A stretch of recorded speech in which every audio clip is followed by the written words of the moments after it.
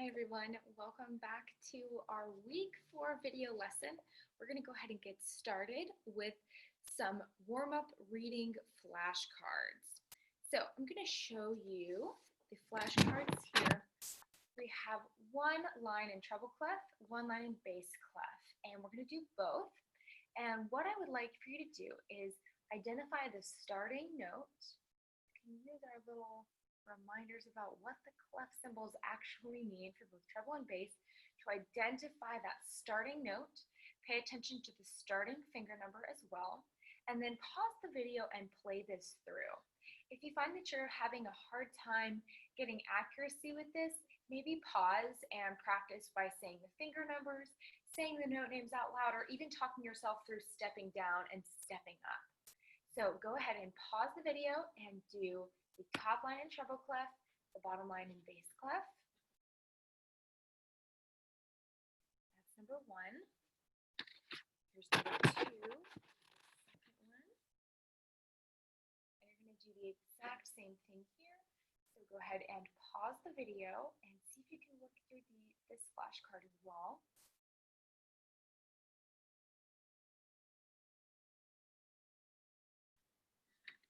All right. Here's number 3.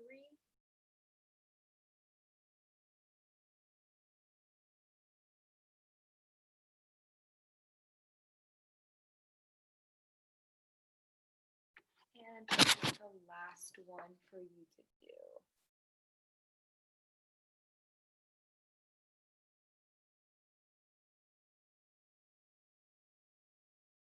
All right.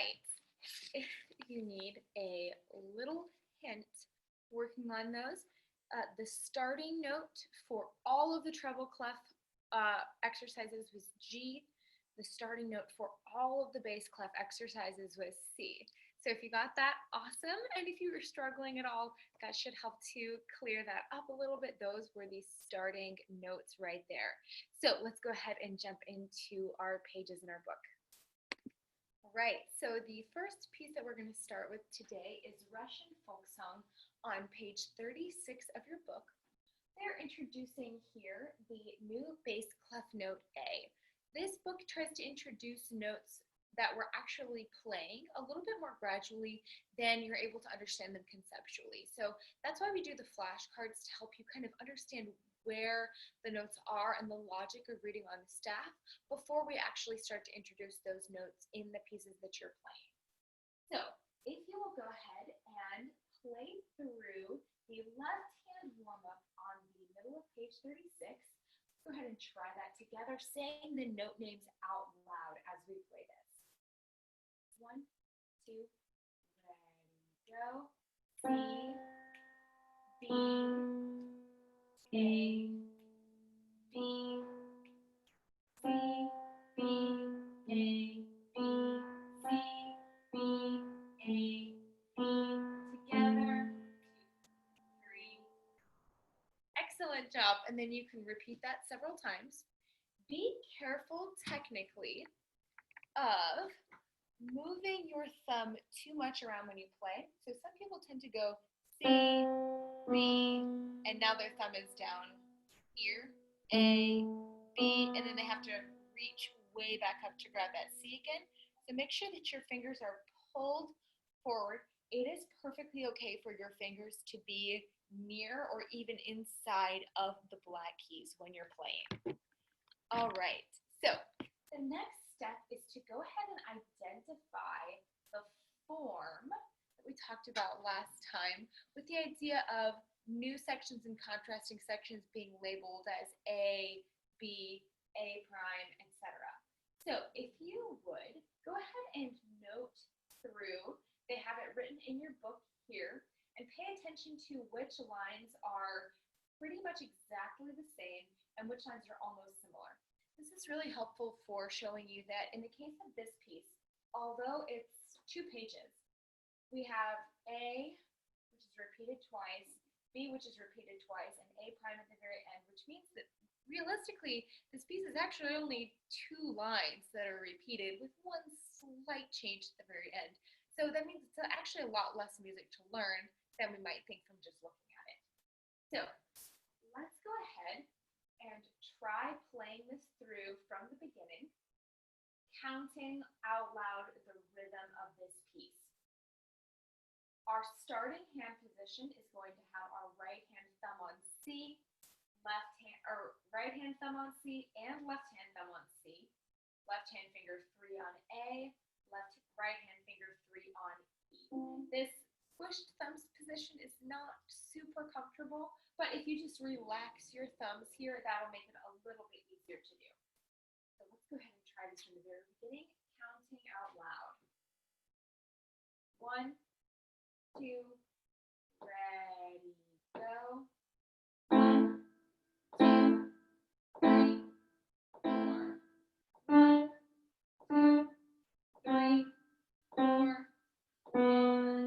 2, 3, 4.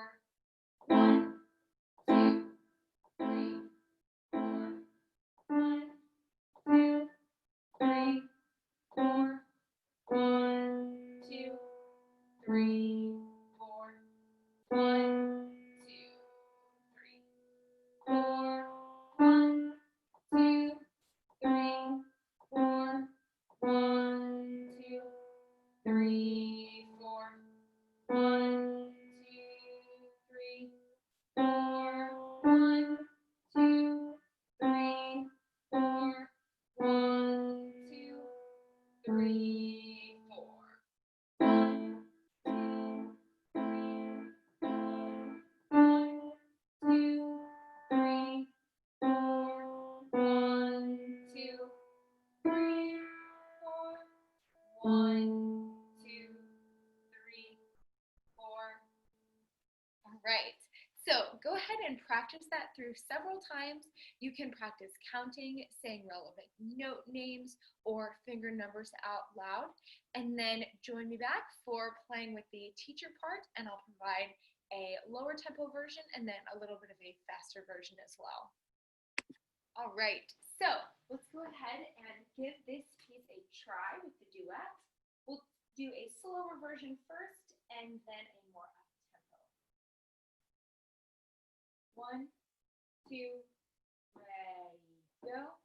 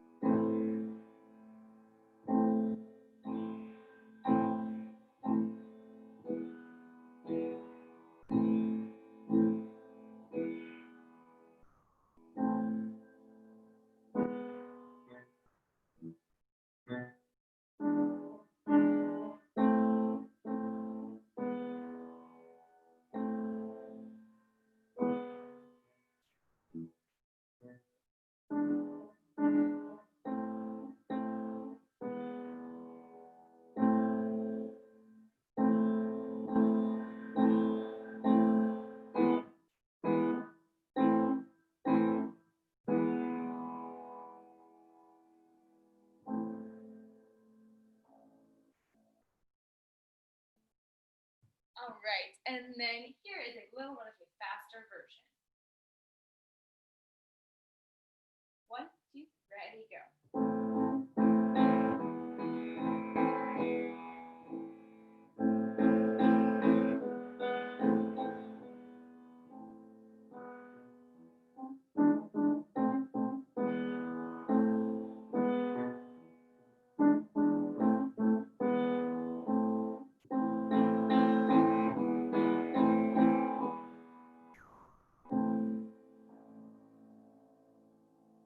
There we go. Excellent job.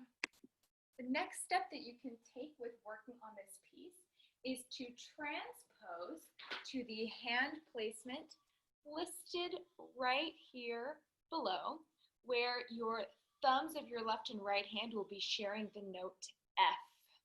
So a great way to practice this through is by, again, paying attention to the contour of the notes, the distances between the notes, also the finger numbers, and then you can challenge yourself to play it while saying the finger numbers out loud. So let's go ahead and turn the page and look at our next group. So over here again, they're now introducing the treble clef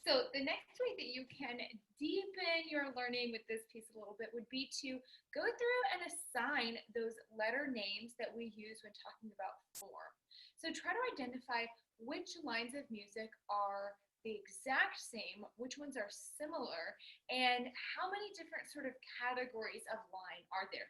We can expand beyond A and B. So if we have A, B, C, A, B, C, D, E, there's lots of different versions, but try to identify which lines are similar, which are exactly the same, which are contrasting, and label those accordingly. All right, let's go ahead and look at page 40 with a little bit of a technique exercise.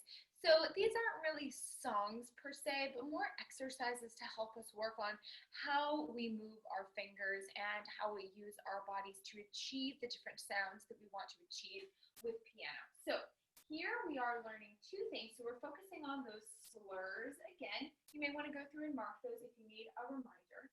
And we're also learning about the octave sign. So this little dashed line and where it says 8VA means that we take exactly the notes written and we play them up one octave, which means we go up to the next note of the same letter name. So if I'm playing middle C and then I have a middle C written with the octave sign over it, it means I just go up to the next C. And if we go down here to 15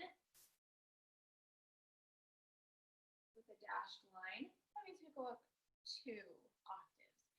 Don't tell me why it's not 16. I don't know. But 8 and then 15 is where we go up to the next one. So go ahead and circle those signs. And for the left hand, it means we go down. So if I have a middle C written and then I have an octave sign underneath, it means I go down to the next note of the same letter name.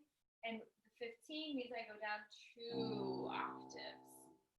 All right, so let's go ahead and give this a try. You're going to want to keep a nice rounded hand shape, firm fingertips, and when we go up to the group, you're going to gently lift your wrist and move.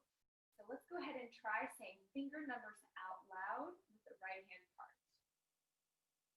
1, ready, go. 1, 2, 3, 1, 2, jump. 1, 2, 3, 1, 2, jump.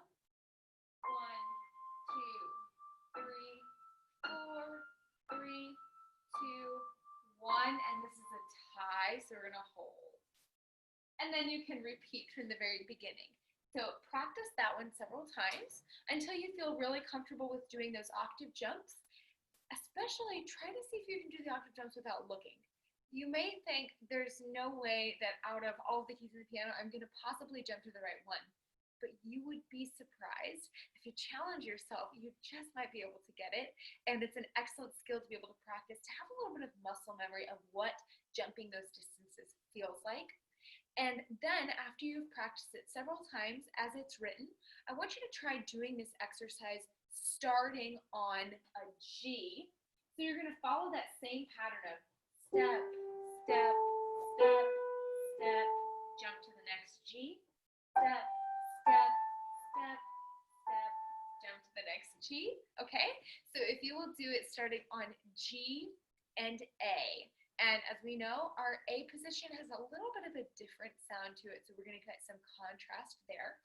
Let's go ahead and try, after you've practiced that, come back and let's do the left hand exercise. So once again, starting on middle C, and we'll say our finger numbers out loud. 1, ready, go. 1, 2, 3, 1, 2, jump. 1, 2, 3, 1, 2, jump. 1, 2, 3, 1, 2, 3, 1, 2, 3. Excellent job. So I'd like for you to do the same thing with the left hand exercise. Practice that several times until you've got it really comfortable. Then try it starting on a G and then starting on an A. If The other thing that you can do with both of these exercises is try playing them with the notes that are written, but starting on different finger numbers. So you can do the first exercise starting on C, but this time start with finger 2. So it'll be 2, 3, 4, 3, jump. 2, 3, 4, 3. And then you can do the same thing starting on 3. 3, 4, 5, 4. 3, 4, 5, 4. And same thing with your left hand. You can start on finger 2 and then start on finger 3.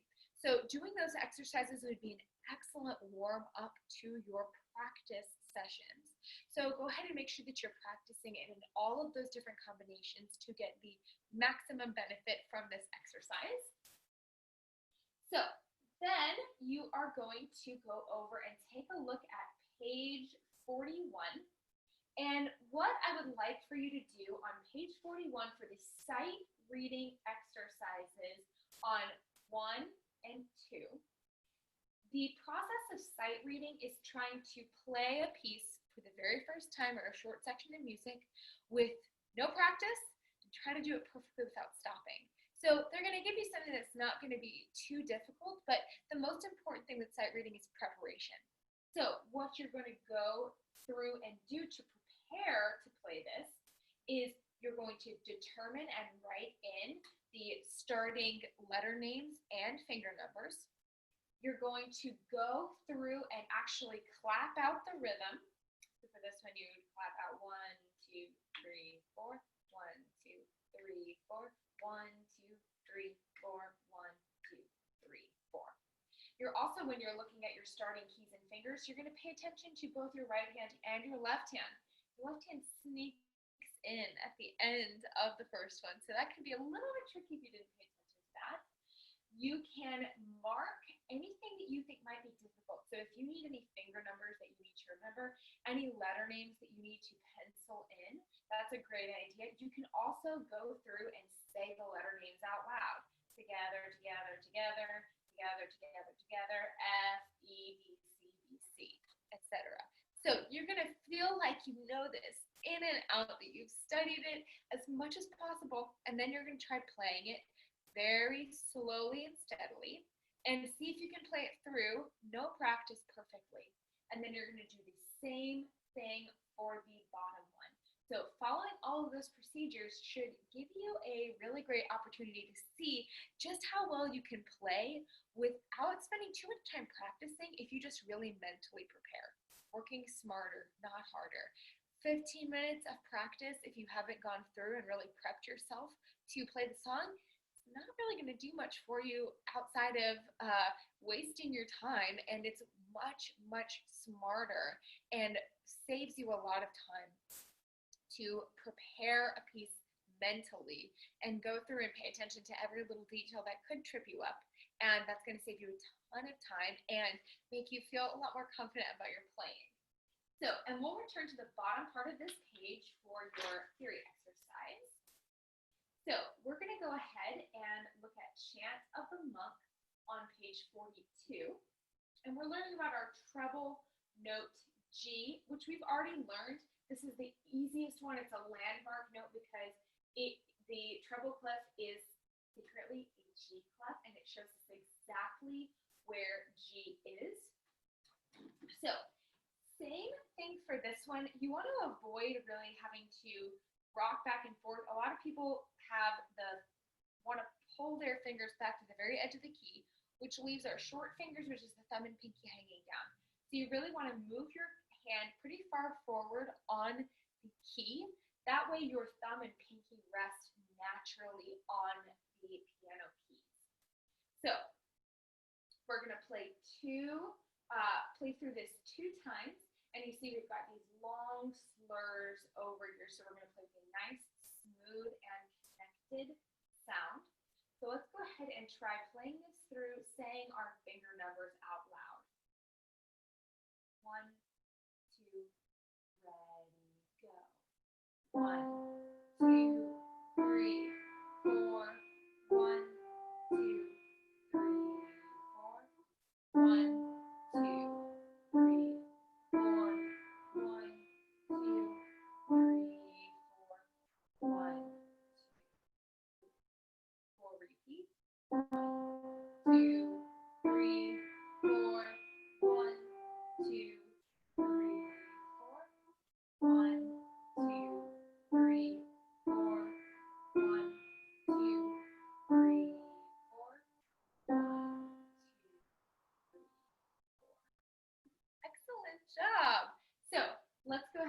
definitely said that I was going to say the finger numbers, and I said the counts.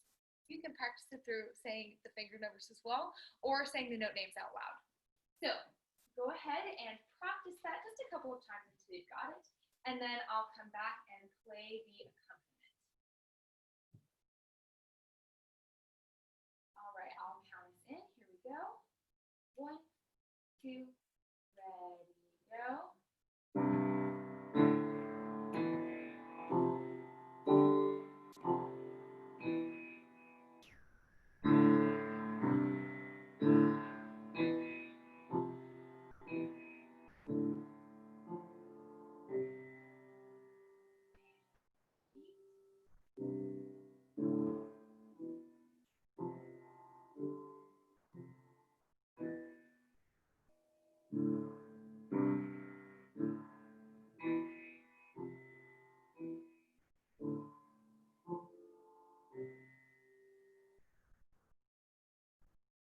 Excellent job. So you can go ahead and also deepen your learning of this piece by transposing it to a G pentascale position and an A pentascale position. So you can also try doing these exact same notes with your left hand, and doing all of those forms of practice will lead you in perfectly to Chant of the Monks, plural, on page 43.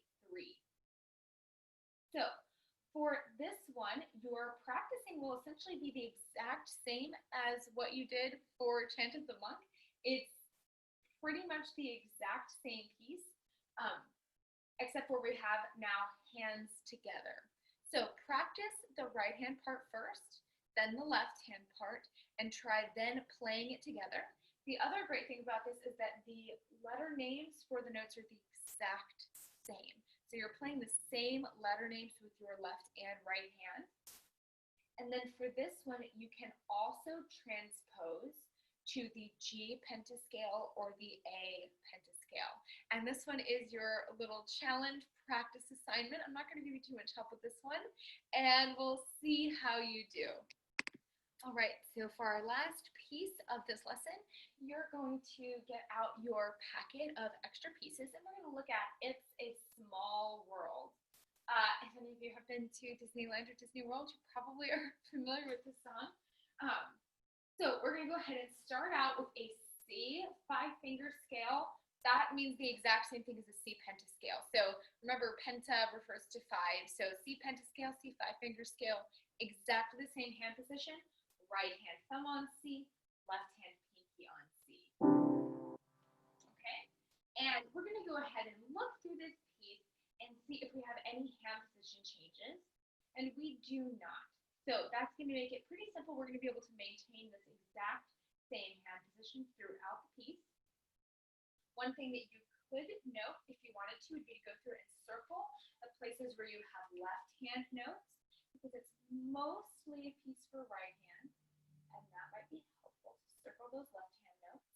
You can also write in, pencil in any note names or extra finger numbers that you need. So we're going to go ahead and play this through, and I'm going to say the note names out loud as we go. Another way that you could practice this would be to say the finger numbers out loud. Still another way to practice would be to say the count the rhythm out loud. Okay? So I encourage you to practice it all of those different ways and also play along saying the note names. 1, 2, ready, go.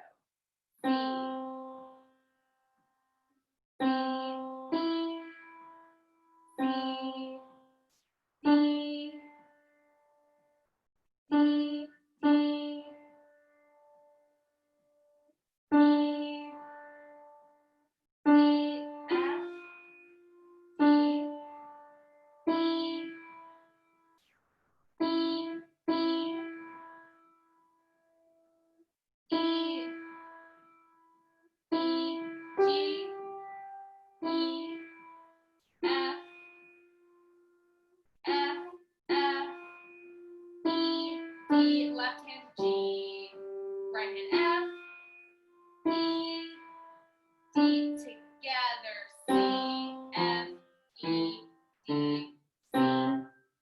There you go. Excellent job. So I'll go ahead and now record the accompaniment. So practice this through until you feel like you have it at a pretty good tempo, and then we'll go ahead and give this a try. 1, 2, 3, 4. 1, 2, ready, go.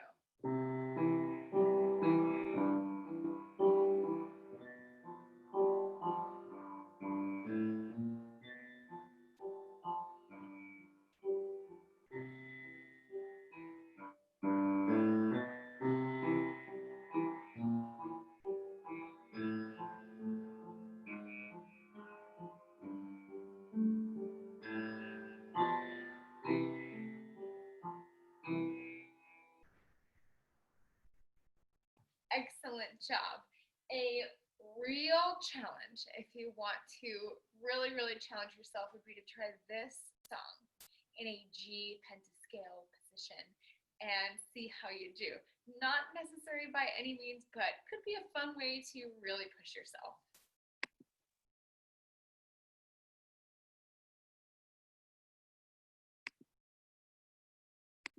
All right, so for your practice assignment, as usual, you can utilize the practice chart that's provided in your guide document.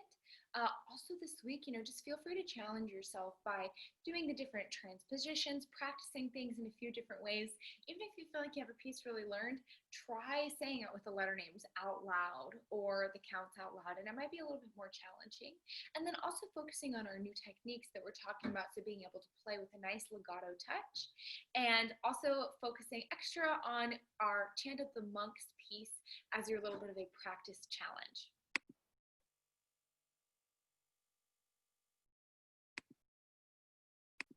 All right, so for your worksheets today, we'll have another little sight reading packet with some rhythm reading, and you'll also have some musictheory.net exercises for some note naming on the staff, and then we're also going to be working on interval naming on the staff as well.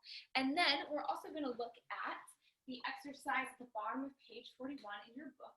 So you have right here, you're going to hear 4 musical examples, and you're going to try to identify, is the time signature 3/4 or 4/4. So you have A, B, C, and D, and you're just going to circle if it is 3/4 or 4/4. So here's A.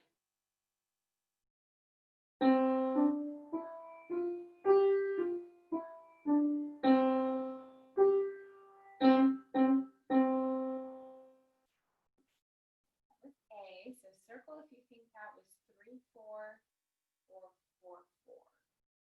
And I'll tell you the answers at the end. All right, here's B.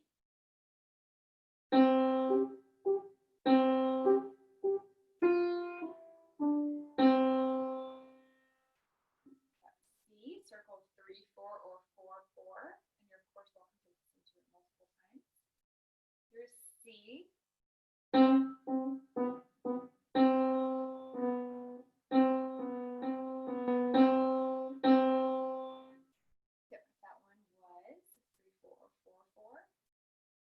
Last one, B.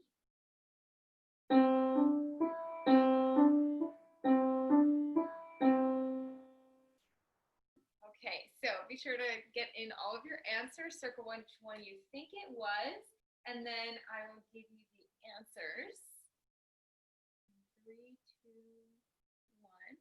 It goes A was 4/4, B was 3/4, C was 4/4, D was 3/4.